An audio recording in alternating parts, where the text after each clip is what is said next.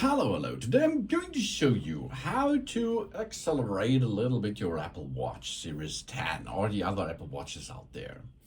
Of course, you can make an update of the newest version of a watch operation system or movements and animations reducing or deactivating, features deactivating, complications deactivating, and so on.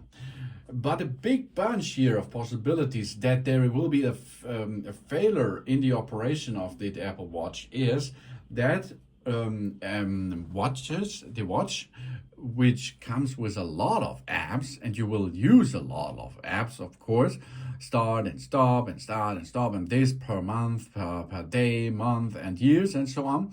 Then if you delete it, go back to the home screen. The apps are not deleted, of course, but they are still running in the background. So to make a troubleshooting, while you need a remote access, for example, for a camera system, often it is so. In the if you use that camera as a shutter for your my phone, often if there is a big bunch of apps still running in the background, there comes a failure that it just not work anymore. And then for a solution of this and for speed up your phone a little bit, push twice on the digital Chrome, and you can see the apps which are running in the background. You can see, okay, here these apps are still running in the background, and you can close them by swiping to the left side and X them out. Here we are, good job. Now all apps are disabled. They are still on your Apple Watch, but they're not active anymore.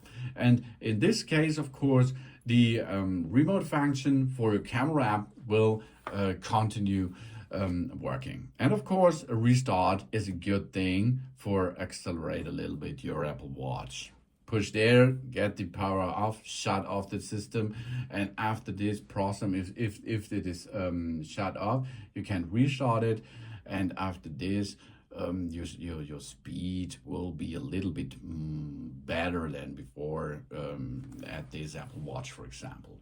Thanks for watching. Please subscribe me and give me a positive feedback, and I hope to see you again on my channel. Soon.